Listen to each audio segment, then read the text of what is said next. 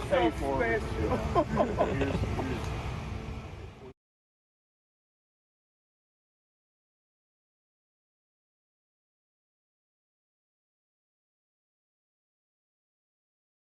KUAM News headlines are presented by Calvo's Insurance, protecting Micronesia for 85 years. Matson and the Adai Itao program. Apply at matson.com and McDonald's of Guam. I'm loving it.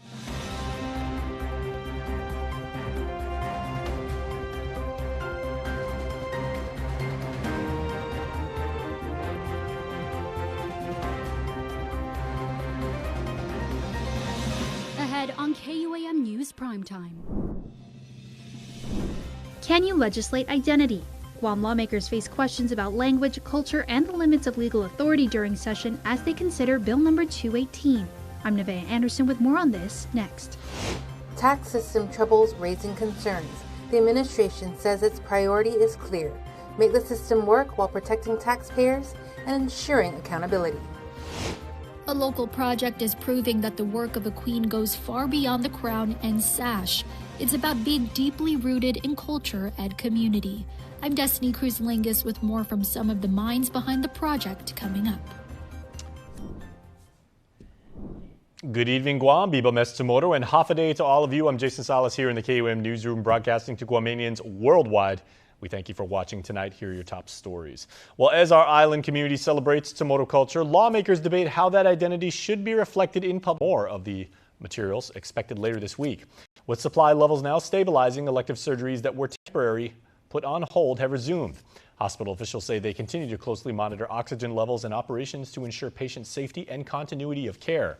Interim Chief Executive Officer Dr. Jolene Uggan added they're grateful for progress and are working with supply partners while remaining ever vigilant. To crime news tonight, a 56-year-old man is behind bars after GPD says he allegedly branded what appeared to be a firearm at passing vehicles over in Mangilao. Officers with the Central Precinct responded to reports just after 11 Tuesday near a convenience store where witnesses say the man was pointing a suspected weapon at passing cars. Police identified the suspect as Kenny Uggan, and when officers arrived, he reportedly tried to leave the area in his vehicle but was stopped. GPD further says Uggan was found with a fake police badge and refused to comply with officers before being restrained. A search of his vehicle later revealed the weapon was in fact a toy gun. He was arrested on suspicion of terrorizing, reckless conduct, impersonating a public officer, and resisting arrest. Kenny Uggan was booked and confined at DOC, and his case has been forwarded to the AG's office for their review. My friends, many more stories await you on the flip side of this break, so please stay tuned because we will be back right after this. You're watching KUAM.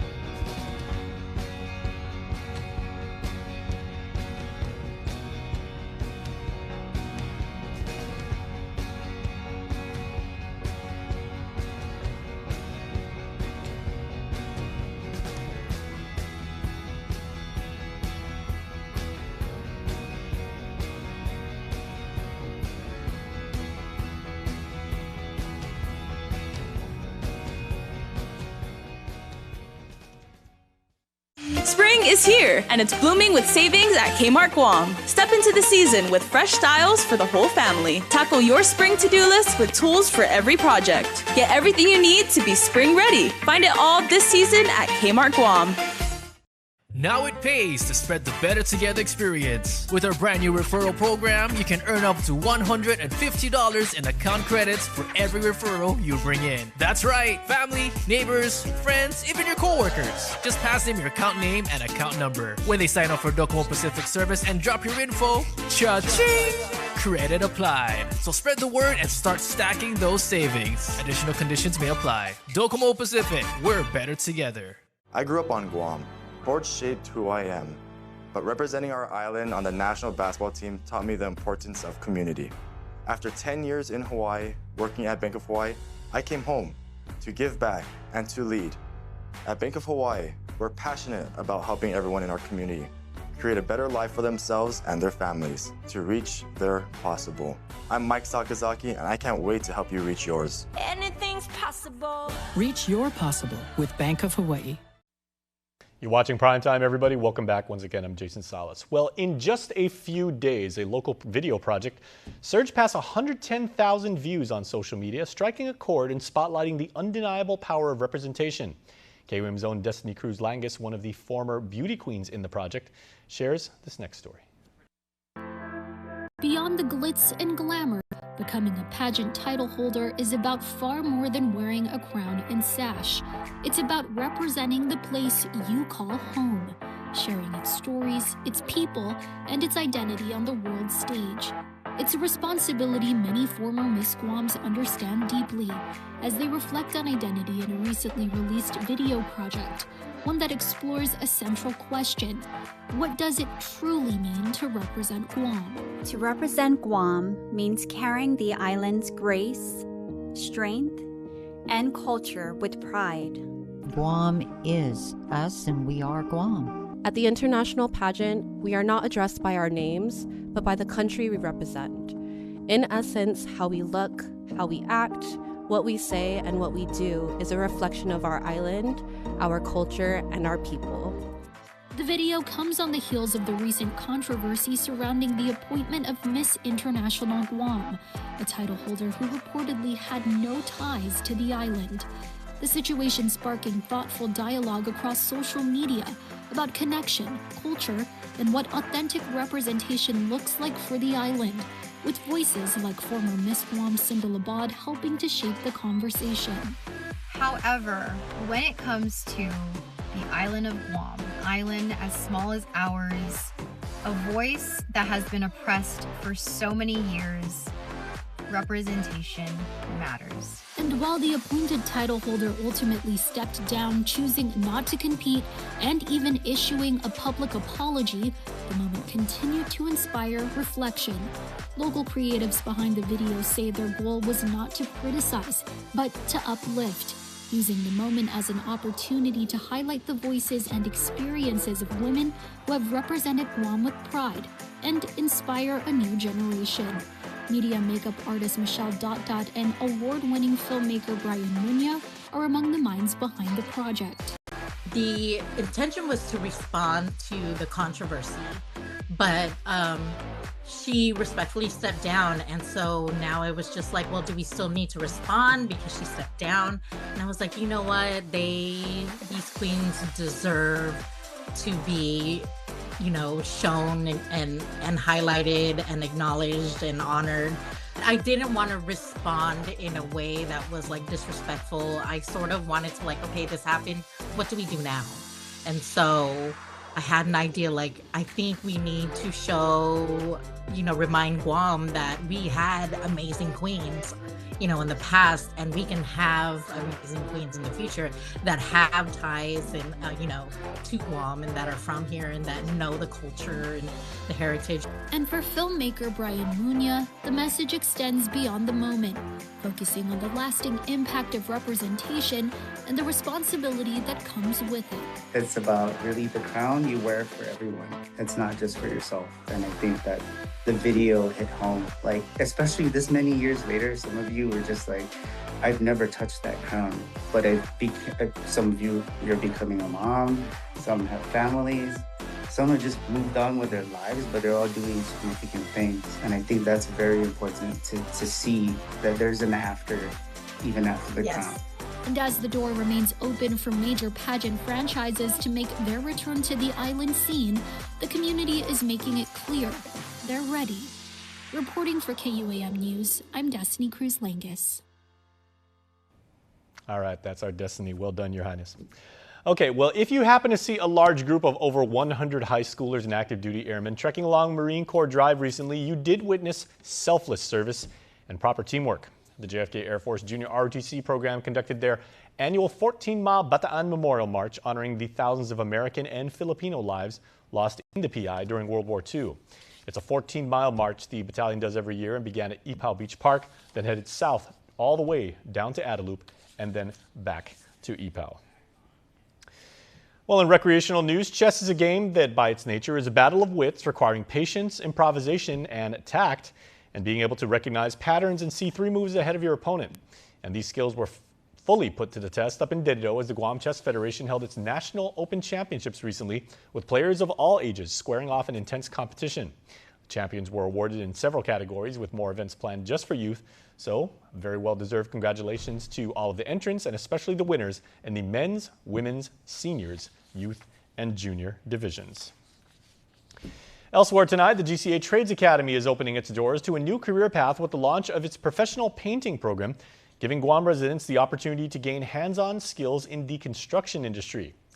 Now, classes began at the Academy's Teaching and Training facility with sessions held twice weekly over 4 months. The program is open to anyone interested in learning the trade, from beginners to those looking to sharpen their skills. Students will be trained using the nationally recognized NCCER 3-level curriculum aligned with the Federal Department of Labor's apprenticeship standards, which effectively means graduates earn credentials recognized nationwide. Coursework covers everything from safety and surface preparation to advanced techniques like spray painting, decorative finishes, and high-performance coating. Tuition for Level 1 is just short of $1,400, but classes scheduled Mondays and Wednesdays from 6 to 8:30 in the evening. For more information or to register, please contact the Guam Trades Academy.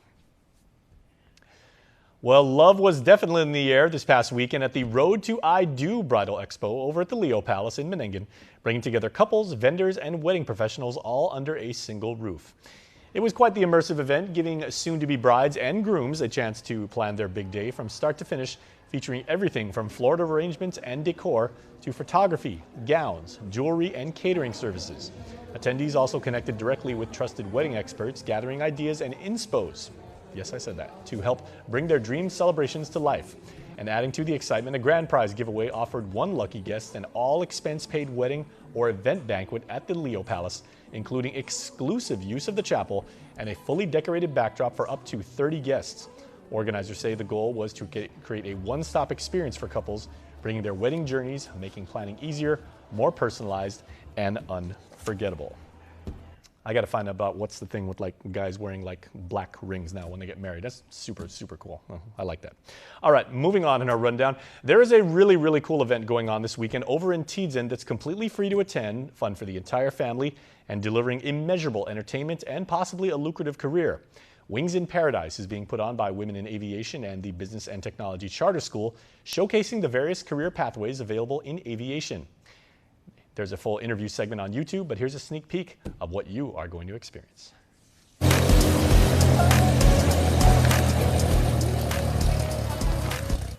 Tell me, because I've never actually like piloted it, aside from my drones, right?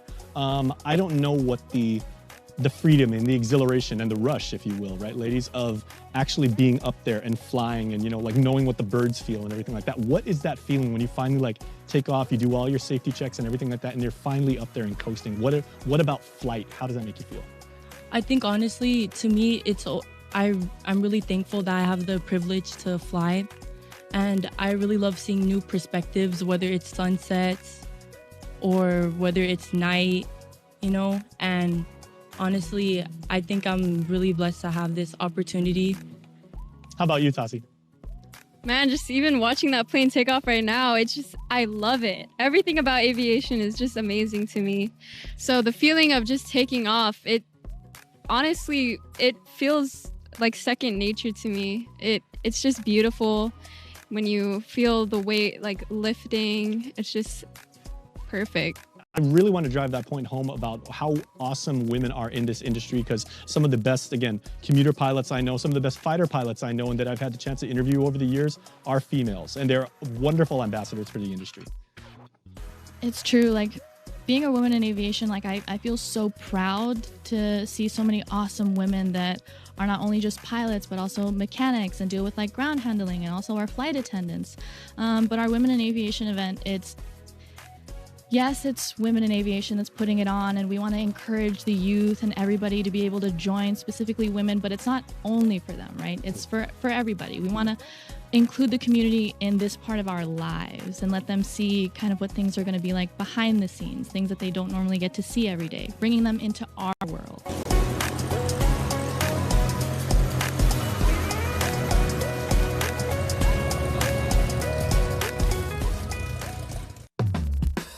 Now for a look at your world at home. We're taking you down to Tumon for some good old-fashioned island hospitality to all of our visitors. We welcome you to Guam. We say hafa and enjoy the beach.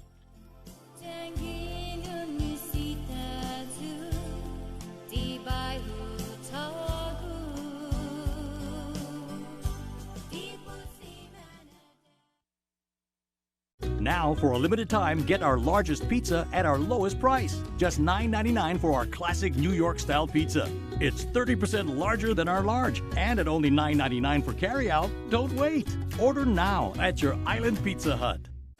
Let's go to Grandma's. Oh, man. The only thing slower than her internet is her stories. Yeah, last time my video loaded, I aged 1 year. Is that? No way. Awesome. Grandma, your internet slaps. Sign up for GTA Fiber today and get grandkid approved internet for as low as $75 a month. Hey, let's go. Oh, man.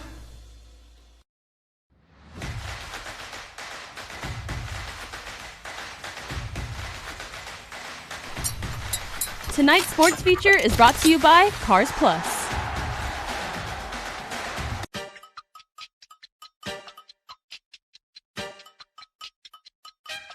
Wesley kicks out. Simon, big three. Oh, baby!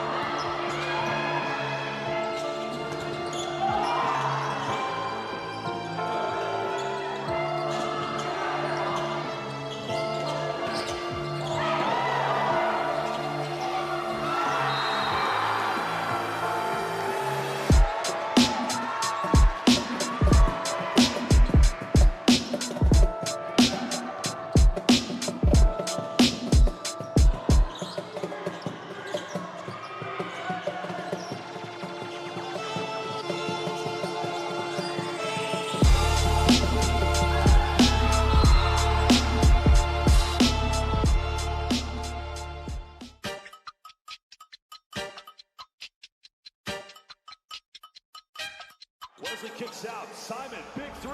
Oh, baby!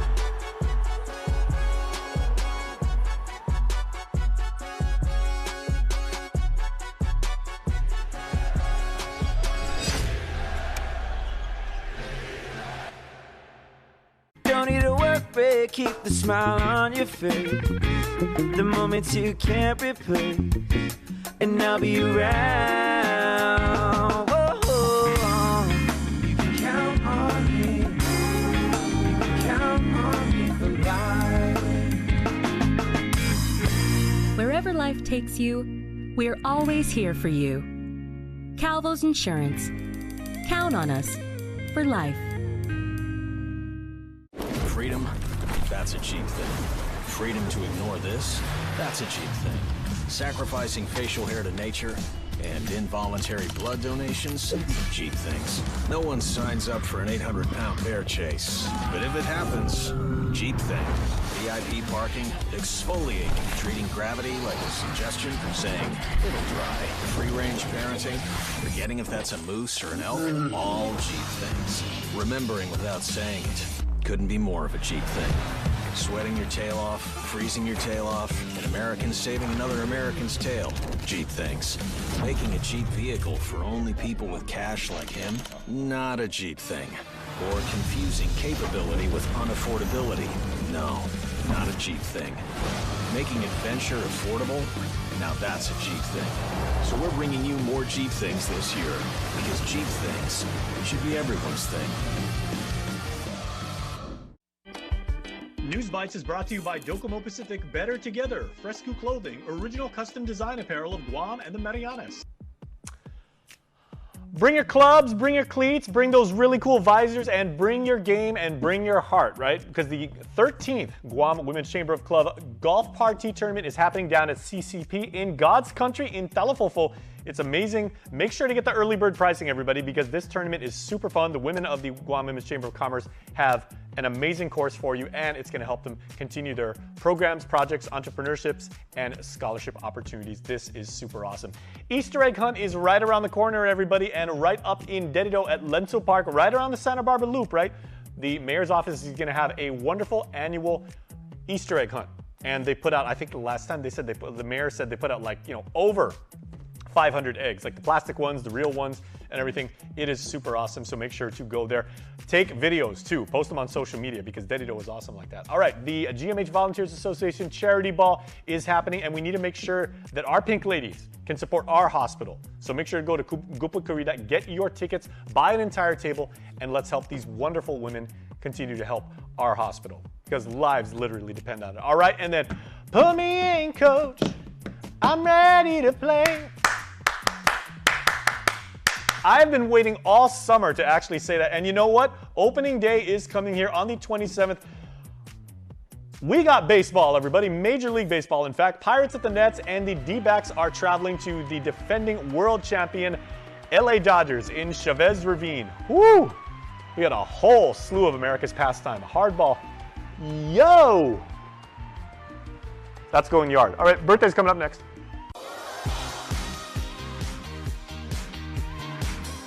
Okay, everybody, the weather's been kind of funky lately. Sometimes hot, sometimes cold, sometimes rain, sometimes windy. But you know what? When it is your birthday, it's all rainbows and sunshine and cool island breeze. And that's the way it should be. So let's all say happy birthday all together to Isa Sanchez, celebrating birthday number 1 this year. And happy birthday to our Isa girl. Much love from your Santiago and Sanchez familias. Happy first birthday, Isa. Doris Conception, happy birthday to Mom, Mama, and Great Grandma. Please enjoy your special day, and we love and miss you. We are blessed to have you and Papa in our lives, and please come back home so we can hug you in person and not on WhatsApp video call. Your family says we love you. Miss Doris, please come back to Guam very, very safely and very soon. Keanu Sage is celebrating birthday number 8 today, and Keanu, your family says we hope you had a wonderful birthday, and we love you very, very much. And happy birthday number 7 to KUAM Kid, as it's 7 years already for Arya Martin. Birthday blessings to our princess with all the love in the world. Mommy, Daddy, Ama, Papa, Nunu, and the rest of the family, which includes all of us here at KUAM. So, Arya, we hope you have a wonderful, lucky number 7 birthday.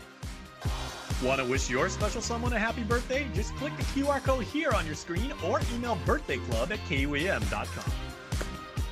All right, my friends, please don't go anywhere, because a big show coming up next. We have the latest installment of our interview series called The Interview, and tonight, My colleague Nevaeh Anderson sits down with Patrick Lujan from the Guam State Historic Preservation Office, and they discuss the controversial 2025 Draft Programmatic Agreement and how that document aims to balance efficiency in the DoD project, reviews with the protection of our island's precious cultural and historic resources. Big interview that Nevaeh got. That starts right now. The new Big Arch sauce is so delicious. You'll wonder if they named the sauce after the burger or the burger after the sauce. The Big Arch, the most McDonald's burger yet. Ba-da-ba-ba-ba. GU Self-Storage, located in Harmon next to McDonald's, offers a variety of storage units. With rates starting as low as $95 per month, we offer complimentary use of dollies, push carts, Plines hand trucks, and pallet jack, with a fully covered loading and unloading areas and ADA accessible units. We offer 24-hour CCTV surveillance monitoring, alarm, and individual pin-coded gate and door access, because your safety is our priority. GU Self-Storage, voted PICA's Best in 2024. Call 671-648-7867 today.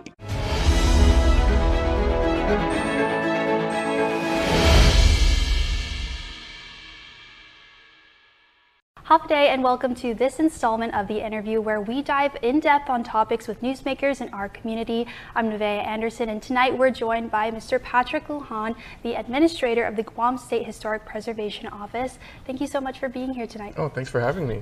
So, following our coverage over the past several weeks of the public hearings and the oversight hearing on the programmatic agreement, the 2025 draft programmatic agreement, we wanted to dive in depth on the conversation and the concerns that the community and lawmakers brought up, and take a step back to unpack it all.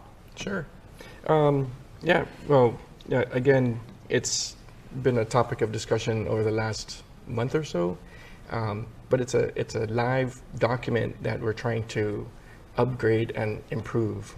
It's a relationship that our office, it's a very unique guideline that's provided by the federal government, right, under the National Historic Preservation Act of 1966. And basically, when you're dealing with, our goal here as a SHPO's office is to oversee, and we have to concur for every federal monies that is spent on the island. This is across the nation and all the territories. So we look at projects from every federal agency, not just Department of Defense. So from FEMA to, Energy Office, to Small Business Administration, to housing, urban and housing, we look at all of this and look at the historic significance or impact that any of these federal dollars would have. So it's a very unique position that we have. And so, obviously with all the monies that come in through the island, we get a chance to see upfront all projects that's going to happen. But also, there's also little things, so to speak, not in a grand scale. So whether you're going to be repainting a building or fixing light bulbs, under the Energy Office, we still look at those things. And sometimes, those are things that can be packaged into what is called a programmatic agreement. And so we have different types of agreements like this, not just with the Department of Defense, but other federal agencies. In this case, we get the attention because DoD is our biggest customer, so to speak, making up the vast amount of property ownership on a federal land, scale. And so, it's an easy target, if you will, as far as the impact and what they do on our island. Right, and so just building off of that, setting the foundation for what a programmatic agreement is, the 2008 agreement, that's what is being updated in this new draft, and it's been in place for nearly 2 decades. So what are the substantive changes in this new draft? What gaps or challenges made it necessary to draft this new agreement? Well, just like any type of agreement, you put it on paper and it looks good until you put it in practice. And so after more than a decade, 15 years, we put things in practice and we're like, we can make this better. We can tweak it, right? Over the last couple of years, there's kind of a tug of war with the cultural resource folks in the different installations about what levels of sensitivity an archaeological site would be. And so we went back and said, we have to update these maps. So that's been a big thing, probably the biggest product of updating that we have from the old agreement to the proposed agreement. They've worked hard on it with archaeological surveys, deeming which areas, just like the traffic light, green, yellow, and red, what's the sensitivity? High sensitivity under the red portions, yellow is moderate, and green is fairly, disturbed, and we've cleared those areas where we know that there won't be, or very high probability of no cultural resources will be found in those areas. So that's upgrading and updating the old version, as well as other processes that we feel that could be better in the agreement from what we still are working off of today. And so, as you mentioned, those archaeological sensitivity zones, that came up a lot during the public hearings and in the oversight and just in the public comments that were submitted to your office. Can you walk us through what that actually looks like on the ground and in these DoD projects, Sure. and how it changes what happens before a project begins? There was a lot of concern that certain activities and projects could move forward without notifying your office if it was in those lower sensitivity zones. So could you just clarify that a little bit? Yeah, it's part of the pre-planning process, right? So we really look at these angles before we sign off on and agree to these maps. And as you can see here, I'll share the maps with you, that the green are areas that if they were going to do any type of earth disturbance, ground disturbance, then we've already pre-approved the clearance of that. And then the yellows are the moderates, and the reds are what we feel is high probability. And these are all based off of previous archaeological surveys. That still doesn't negate the fact that they have to report it. So part of the PA is also adjusting the process and the reporting process. Before they would come on the green areas, they would come to us after the fact. I'm changing that process of making them let us know before the fact. But in this case, it's for our situational awareness. They don't necessarily have to wait for our concurrence because we've done prior concurrence already with the fact of it being green, and then they can move forward. The yellows and the reds, those still are going to be Section 106-like, and I know that term has been thrown out on numerous occasions, and basically Section 106 is a section of the NHPA Act, basically giving us time to take deeper dives into the yellows and the red sections, just to assure any probable impacts. Guam's auto appearance specialist, Elegant Reflections, has been providing the automotive industry with professional detailing and car care products at its highest quality, from complete detailing, full interior detailing, exterior detailing, headlamp restoration, hand washing, seat and carpet shampoo, engine degreasing, undercarriage cleaning, paint sealant, fabric protection, paint oxidation removal, and so much more. Visit us at our new location. Call 646-5555 for an appointment. Elegant Reflections, Guam's auto appearance specialist, over 20 years of experience. Right.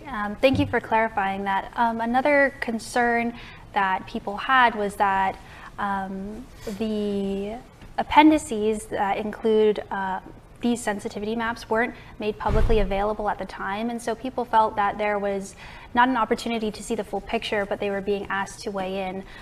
Will these maps be made publicly available to the community, especially if they can weigh in and give their historic or familial knowledge of the areas? Sure. Yeah. We had to weigh that out, right? Because you have to. Our job is to protect these areas, especially the moderate to high areas, right? And again, following the guidelines of the federal law, those who are interested or have a desire to take a deep dive into it, they're more than welcome to come to our office and take a magnified view of the map and the area. Of course, this is strictly an archaeological mapping system. It doesn't put where cultural practices are placed, doesn't put where any sensitive information from a military standpoint won't be on this map.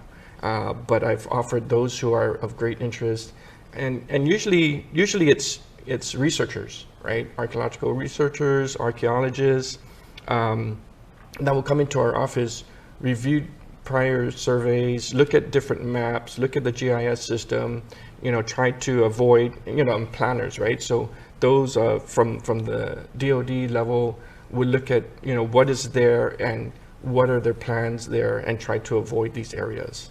It doesn't always happen that way, but this is all in the pre-planning stages for any type of development.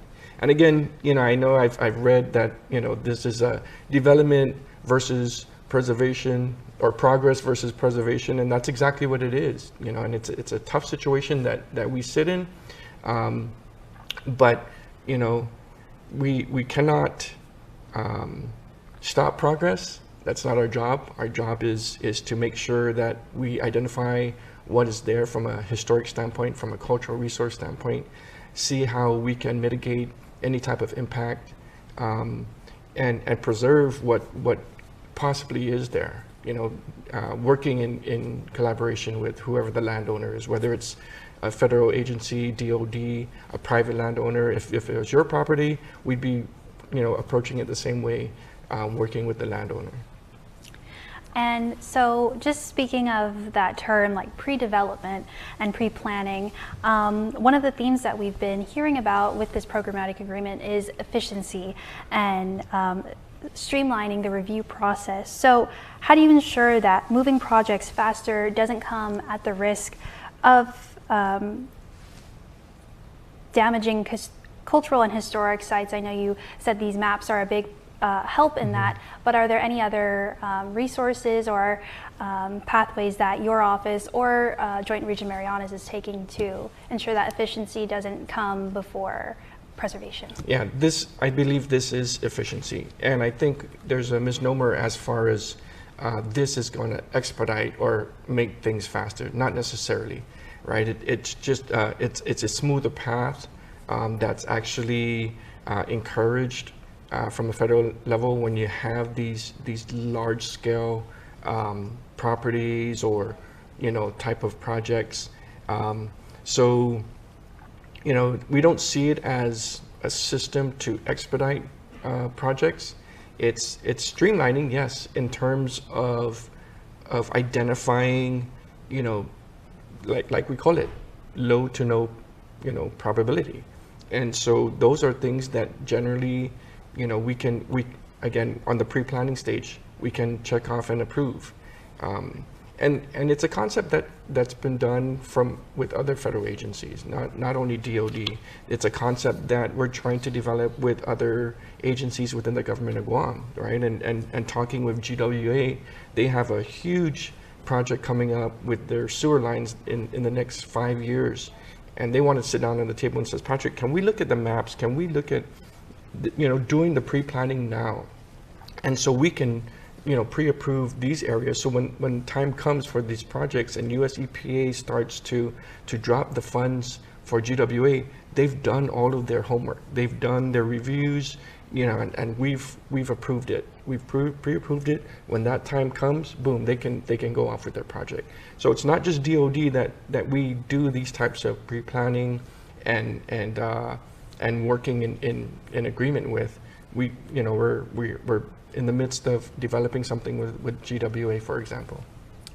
Okay, and so also shifting to some concerns we've heard, particularly from lawmakers. I know that Senator Sabina Perez raised issue with the broadness of the scope of the agreement and going from JRM to all of DoD undertakings. So it doesn't really, with it being broad in scope, it doesn't really identify projects up front specifically. So how do you respond to that? I know you were talking about making sensitivity with military activity. So just how do you respond to that? Again, this is a pre-planning product, right? It's something that, they probably don't even know what's going to be built in these areas. It's just something that they have a mechanism saying that if they were to come in and say, we're going to build something here, it's the planners on that end can say, okay, let's avoid this area. Let's not put it here, right? Because we've done our homework here, right? If we don't have this type of agreement and this approach, then it's going to be, a piecemeal approach. And who knows at that time if they're going to be on the green side or the yellow side or the red side, right? And then that's a lot of, in that sense, it's going to be isolated just specifically in this area. In this case, we look at that. Here's the map. We kind of have an idea, right? As a planner, it's like, okay, highly advisable that we stay away from right up here on the tip of the north, right? And down here, we're gonna be careful when we're dealing with this types of properties and developments. So that's basically what it is. We don't know, and they will, those projects have to come to our office, just like any other enforcement agency from the environmental standpoint. Guam EPA will be getting a chance to look at their projects, making comment at their projects. So this is not just an open window and invitation for them to do whatever they want. That's not the case. And coming back to the community, the public comment period ended on Friday, and over the weekend I expect your office was going through those comments, hundreds of comments. What was some of the more common comments and notes that the community was providing to your office about the programmatic agreement? Yeah, so for the record, we got about 30 comments at the second deadline, and from there we've got 1 or 2 with the 30-day extension. Not many more comments were placed in. And of course, with me, I leave an open door policy.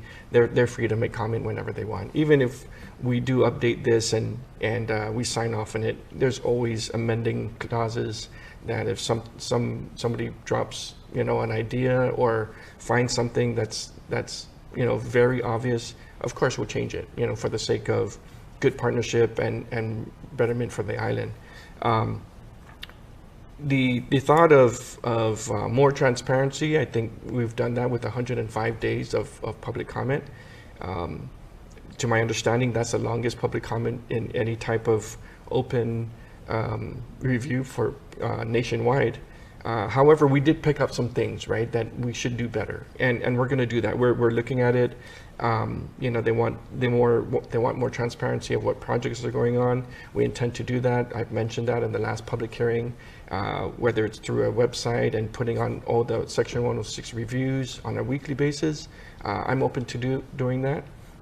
Now we just got to figure out the procurement side, right, of holding a website on the GovGuam level open all the time, because every year we have to go out to bid, and it becomes a challenge for us when it comes to public outreach in the sense of having it available on a website. Freedom, that's a cheap thing. Freedom to ignore this, that's a cheap thing. Sacrificing facial hair to nature and involuntary blood donations, cheap things. No one signs up for an 800-pound bear chase, but if it happens, cheap thing. VIP parking, exfoliating, treating gravity like a suggestion, saying it'll dry. Free-range parenting, forgetting if that's a moose or an elk, all cheap things. Remembering without saying it, couldn't be more of a cheap thing. Sweating your tail off, freezing your tail off, an American saving another American's tail. Cheap things. Making a cheap vehicle for only people with cash like him? Not a cheap thing. Or confusing capability with unaffordability? No, not a cheap thing. Making adventure affordable? Now that's a cheap thing. So we're bringing you more cheap things this year, because cheap things should be everyone's thing. Part of the comments was that people wanted to be more involved in the drafting process.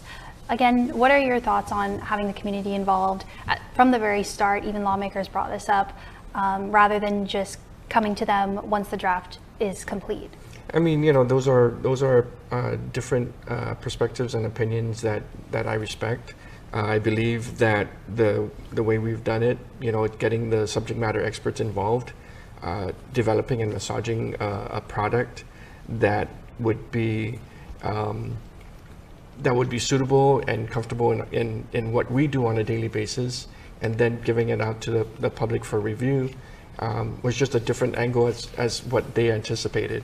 You know, what could have been different, or would the product would have looked different, a draft product would have looked different if they had a seat at the table? I'm not sure, right? If it's for a matter of information and knowledge, I can see that. But as far as digging deep into the details, then, you know, I hope that the public can respect that, you know, as subject matter experts, we're doing the best for the island, and we're not, you know, trying to, you know, do any shortcuts or what have you. So I think that, you know, what the approach that we've done and the steps that we took are valid, and, you know, subject to all the public comments that we've received, and move forward in the best way possible for the island. Well, I think that kind of answers my next question about if there's anything that you felt was being misunderstood in your testimony, either at the public hearing or at SHPO's oversight hearing, and as well as about your role in shaping it. I know there was a lot of comments about there only needing to be 2 signatures, one on JRM side and one on yours as well. So is there anything else that came up that was maybe a misunderstanding from the community about the programmatic agreement or what its functions are? No, I'm open to all the comments, right? And to me, I tried to do my homework ahead of time to make an educated position and take an educated position as far as, you know, what are we going to say in a public stance. And, you know, I've always had, like I said, an open door policy, and, you know, only one person has taken that opportunity. All the critics out there have taken that opportunity, and I don't even consider him a critic, but he stepped forward and he says, Patrick, I want to sit with you and understand this. And that was Dr. Robert Underwood, and I commend him for that. It meant a lot for a senior statesman to step forward and wanting to know what this whole thing is all about. And so, you know, then there's, you know, a call out saying that there's gaps and loopholes. I'm waiting for those so I can see what another set of eyes, another perspective says. There's gaps and loopholes. I want to see it. So as of today, I haven't seen a list of those, but we're open to that. This is the time to discuss. And like I said, I've printed out 23 pages of the public comments that we're reviewing with the recommendations that they have. A lot of it is templated, but, you know, nevertheless, there's a voice, and we're accepting every voice that's coming out, and it's part of the transparency process that they asked for. Right, and again, you mentioned during the oversight hearing that there is no rush to sign, and that public comments are welcome throughout the drafting process. Just to wrap up, as the process moves forward, whether it's signed or whether the drafting continues, what happens next, and how can the public stay meaningfully involved throughout? So the next step is we're collecting all of the inputs, and we're going to go back with our partners, this being Department of Defense and Joint Region Marianas. We're going to look at every single comment that came in. We're going to see if we missed any area. Those comments that specifically identified a certain stipulation or any type of section within the document, we'll definitely take a deep dive into those and look at the recommendations. Again, you know, at the end of the day, it's going to be between the signatories of the Guam SHPO, which is myself, and the Admiral of Joint Region Marianas. And, you know, we ask that, the public trust that we're making the best decision for the island, whether it's a political indifference or what have you. Again, this is not a political document. It doesn't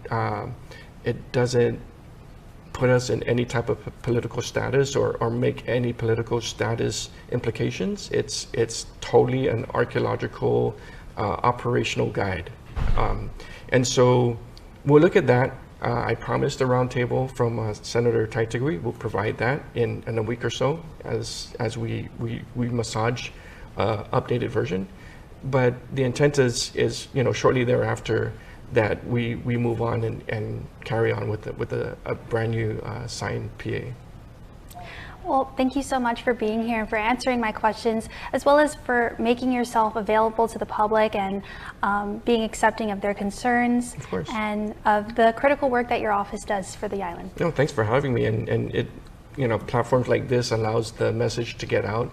And again, my office is always open for any senator, any activist, any critic, anybody. I'll sit down and take time to explain myself and what this and other programs, and I just want to add too that, another emphasis is updating the local laws, right? We're overdue for an update of the Guam historic preservation laws dating back to, the early 70s or even 1969 with the initiation of the first legislation. And, it's our forefathers put some really good thought into our local statutes, but over the years it's been band-aided, and it just like this PA, it's time for a rewrite for our local laws. So I've put that challenge out to the Guam legislature and anybody out there that can assist me. It's not something that I'm going to do this on my own again.